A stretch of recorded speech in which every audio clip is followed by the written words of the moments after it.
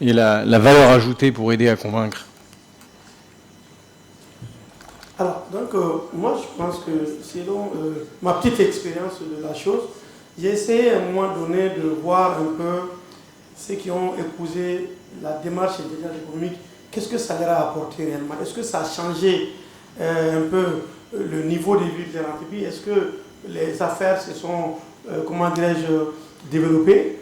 J'ai quand même ciblé 3 entreprises au Mali. Je vous avoue qu'aujourd'hui, c'est vérifiable ce que j'ai dit. Dès que vous serez à Bamako, on peut faire un tour au niveau de ces entreprises pour qu'ils témoignent ce que j'ai dit. Je vous avoue que depuis qu'ils ont commencé à faire de l'intelligence économique comme il le faut, ils sont légèrement en avance sur leurs concurrents. Légèrement en avance sur leurs concurrents. Et moi, je pense que l'avance là se justifie par la pratique de l'intelligence économique. C'est comme ça que je justifie ça. Et les chefs d'entreprise aussi pensent qu'en réalité, ça leur a facilité beaucoup de tâches.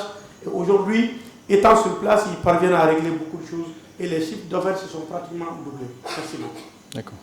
Alors, pour la valeur ajoutée, déjà, il va permettre à l'entreprise de constituer une base de données sans cesse réactualisée. Il va permettre de protéger les informations sensibles pour l'entreprise, mais aussi de développer, bien améliorer l'image et le positionnement de l'entreprise à travers les pratiques de l'influence. Je réponds directement à la deuxième question. Par rapport à l'intérêt, bien comment convaincre les collaborateurs de l'importance de l'intelligence économique, il suffit déjà de leur montrer le coût de ne pas avoir l'information au moment opportun. Par rapport à la troisième question de Madame sur l'innovation, bien sûr la finalité de l'intelligence économique, j'ai cité seulement l'innovation, mais il y a d'autres variables. Donc innovation, alliance stratégique, positionnement, l'implantation dans des autres pays. Alors, au niveau de l'innovation, oui, c'est obligatoire. J'ai parlé tout à l'heure de l'obligation contextuelle des entreprises, bien des organisations africaines pour développer des démarches d'innovation. Mais quand on dit innovation, ce n'est pas nécessairement des innovations radicales. On peut aussi élaborer ou bien faire des innovations qui sont incrémentales. Soit au niveau des produits, soit au niveau des procédés, soit au niveau organisationnel, soit au niveau des modèles d'affaires. Donc voilà, donc, à mon sens, l'innovation est aujourd'hui une obligation et non pas un choix pour les organisations. D'accord. Sur la question sur la spécificité de l'IE africaine, on va travailler dessus cet après-midi, donc je propose de passer cette question. Il y avait deux dernières questions sur le cadre législatif de l'intelligence économique en Afrique et sur la sécurité des informations collectées. Est-ce qu'au sein de l'UMOA, il y a quelque chose qui a été fait sur la sécurité? Il n'y a pas de cadre législatif au sein de l'UMOA. D'accord. Il y avait une personne qui avait posé s'il y a l'existence d'un cadre législatif. Le cadre législatif, oui. Voilà, bon, à mon avis, il n'y en a pas. Il n'y a pas grand-chose, je pense. Alors, moi, j'ajouterais aussi que quelqu'un a voulu savoir s'il y avait un partenariat ou je ne sais pas moi, entre les pays de l'espace UEMOA et l'UEMOA en tant que tel. J'ai dit que ce cadre n'existe pas. Il n'y a pas une politique régionale ou sous-régionale d'intelligence économique encore. Merci beaucoup. Maintenant, par rapport à la sécurité, ce qu'il a dit est extrêmement important. Très sincèrement, je ne peux parler que du cadre que je connais chez nous. Les données, je pense que les données sont protégées. Je ne suis pas informaticien. Nous avons des ingénieurs statisticiens et des informaticiens qui gardent les données, mais je suis quand même très mal placé pour vous dire que ces données-là sont protégées. Techniquement, je ne peux pas le prouver. Merci beaucoup. D'accord. Merci beaucoup pour vos interventions. On note quand même qu'il y a des choses qui se font en intelligence économique dans différents pays, que ce soit au sein des organisations, au sein des États ou du réseau consulaire ou du monde associatif. Merci, bravo. Je voudrais juste profiter avant de prendre le cocktail déjeunatoire pour donner la parole à Caïs, complètement de façon improvisée. Pardon, Caïs. Pour évoquer, parce qu'on évoquait le monde associatif, il y a le Forum des associations africaines d'intelligence économique, dont Caïs est membre et vice-président, pardon.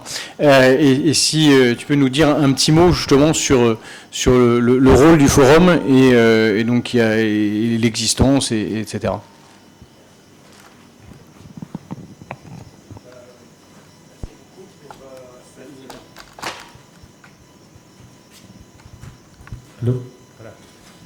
beaucoup.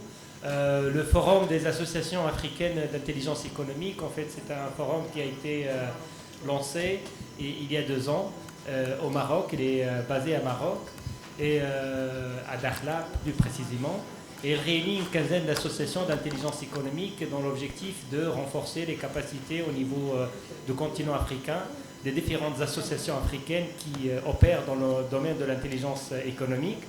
Le forum intervient d'abord dans le renforcement de capacités, la formation des différentes associations, mais également il a un prix, on a lancé l'année dernière un prix sur l'intelligence artificielle, l'intelligence économique,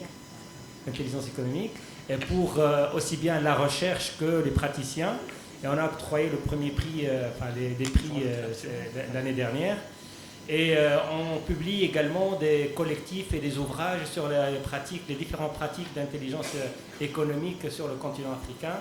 On a publié le premier ouvrage l'année dernière et on va publier un deuxième ouvrage au mois de décembre. Et c'est en fait des témoignages des différents experts et praticiens d'intelligence économique dans le continent qui donnent un contexte, un aperçu contextualisé sur les différentes initiatives, aussi bien gouvernementales, associatives ou académiques, dans le domaine de l'intelligence économique.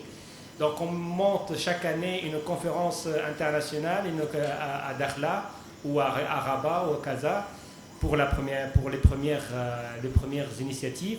Mais ça va se dérouler après au niveau des différents pays africains, des pays membres. Ça sera bientôt pour la Tunisie, Mali, Burkina, etc.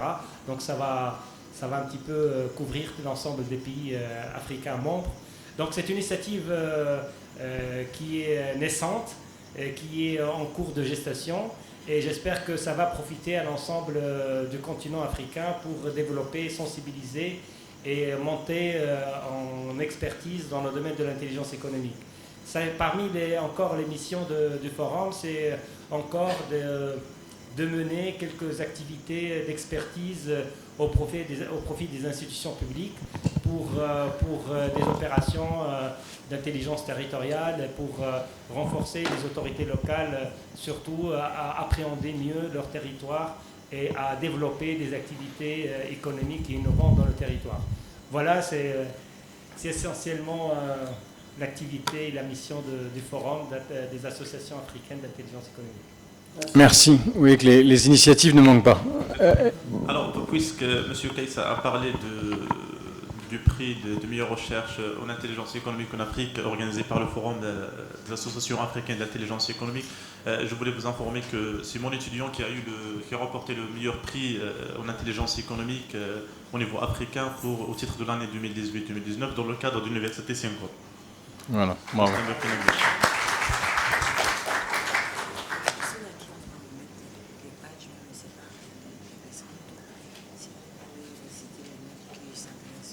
Ah oui. Très bien, donc on va prendre une pause, on peut remercier ces panélistes et ces intervenants, on a un cocktail juste dehors. Madame va annoncer les noms de gens qui n'ont pas leur badge, donc on va les appeler pour qu'ils puissent retirer leur badge. D'accord, donc il y a monsieur Dia Louis Guillaume qui pourrait bien s'adresser à nous, monsieur Néné Bolilou, nous avons monsieur Kofi Michel et M. Cobry Evaris. Merci beaucoup. Donc vous avez un cocktail déjeunatoire juste à côté pour poursuivre les échanges et avec les intervenants ou avec différentes personnes. Merci et à tout à l'heure, reprise à 14h.